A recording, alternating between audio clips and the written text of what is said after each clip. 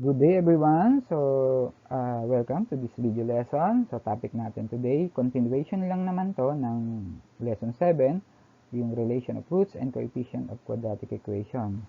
So, yung part 1 ng video lesson natin is about the sum and product of roots, kung paano mag-determine yung sum of roots, di ba? Yun yung negative b over a, and then yung product of roots naman yung c over a. So, now, in this video, determine naman natin yung quadratic equation if the given are the roots or yung sum and product of roots. Yan ang topic natin today. So now, let us learn now how to determine the quadratic equation given the roots or the sum and product of roots. So, ano ba gagamitin nating equation? So, let us use x squared minus sum of roots times x plus the product of roots equal to 0. Or, we can simplify that. Alam naman natin kasi yung sum of roots is negative b over a. Itong product of roots is c over a. So, we can say that x squared now is equal to, x squared minus the quantity of negative b over a quantity times x plus c over a is equal to 0. So, ito ang ating gagamitin sa pagkuha ng quadratic equation. Isa-substitute mo lang yung sum of roots and then sa-substitute mo lang yung product of roots. So, let us have 3 examples para mas maintindihan nyo gamitin yung equation na yan. So, number 1, find the quadratic equation daw whose sum of roots is 8 and the product of roots is 12. So, pinapahanap sa atin dito quadratic equation. Ang given natin ay sum of roots, ayan, negative b over a is the sum of roots equal to 8, and the product of roots is 12. So, siya yung c over a. So, let us solve this solution. From the equation x squared minus the quantity of negative b over a times x plus c over a equals to 0, we substitute the value of the sum of roots, yung 8 dito. Substitute naman natin yung product of roots, yung 12, sa pangatlong term. Okay? We have now x squared minus, so okay, malilito dito, so this is always minus. And then, yung sum of roots natin, yung 8, lagay mo doon. Then, times x plus the product of roots, yung 12, i-substitute mo sa c over a. Okay, then simplifying more. So, positive to, ito negative. Imagine mo may negative 1 ka outside. So, pag minultiply mo yan, negative 1 times positive 8 will give us x squared minus 8x plus 12 equal to 0. So, yun. Ganun lang kumuha ng quadratic equation kapag sum and product ang roots ang given. Okay, so yung sunod na example, roots naman ang given. Okay, natin paano gawin yan. So, find the quadratic equation daw whose roots are 4 and negative 5. So, ito yung mga sagot eh. Ito yung x sub 1, ito yung x sub 2. So, hanapin natin kung saan siya nanggaling. Anong quadratic equation siya. Okay, so, solution number 1 is x sub 1 equals to 4. X sub 2 is equal to negative 5. So, baliktad, no? Diba? Ito na yung mga sagot natin. Hahanapin natin ngayon kung ano yung quadratic equation. So, let us have the solution.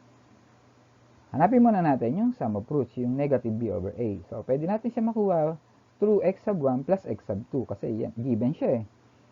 So, 4 plus negative 5 will give us negative 1. So, yung sum of roots natin is yung negative b over a is equal to negative 1 now. Negative 1, okay? Yung product of roots naman, since given yung x sub 1 tsaka yung x sub 2, multiply mo lang siya. X sub 1 times x sub 2.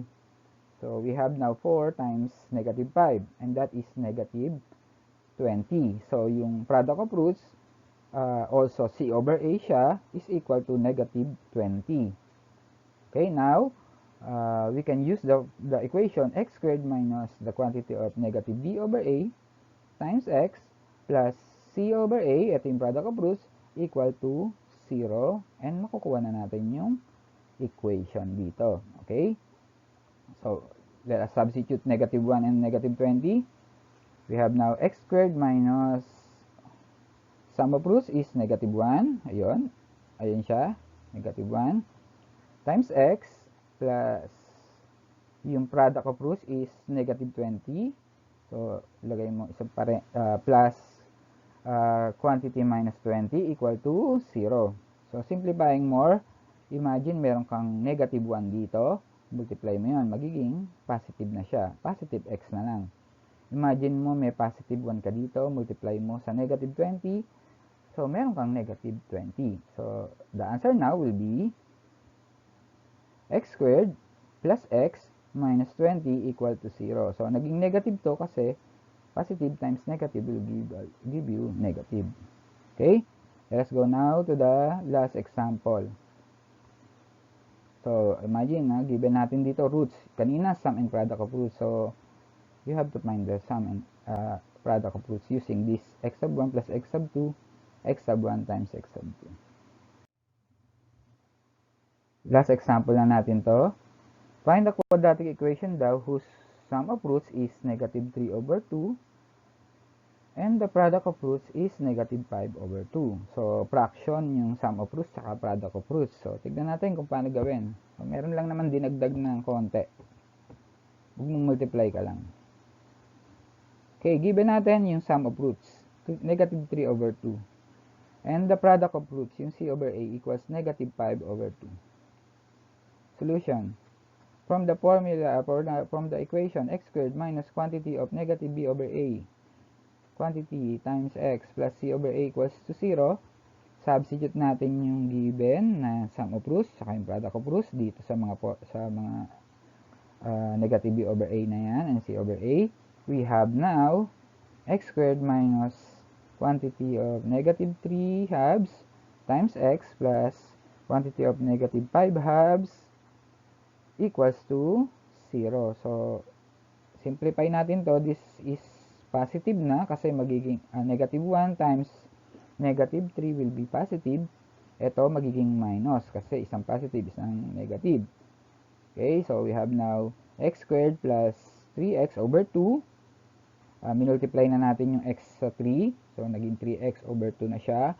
Minus 5 halves. Okay, equal to 0. So, to eliminate the denominator na 2 dun sa second term tsaka sa third term, multiply natin lahat ng terms ng 2, including the 0 dun sa kabilang side. Yan. Okay, so 2 times x squared will give us 2x squared. And then 2 times 3x over 2, hindi ko na i-multiply yung 3x sa 2 kasi makikita ko, kakancel ko nga yung 2. So, this will be 1. Ang sagot mo na lang, 3x. Kaya nga tayo nag-multiply para ma-eliminate yung 2. Tapos, i-multiply pa natin siya sa 3x. Okay, so, no need. Then, we have 2 times the negative 5 halves. So, hindi na natin siya i-multiply sa 5. We eliminate the 2 or we cancel the 2. The 2 divided by 2 is 1. So, negative 5 na siya.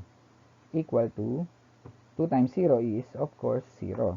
Okay, so we have now the quadratic equation here. Yan. So, ganun lang kumuha ng quadratic equation given ang roots at saka sum and product of roots. So, pagka may denominator yung sum of roots and denominator yung product of roots, multiply mo lang siya ng LCD niya. Okay, so hope you learned something. God bless everyone. Thank you.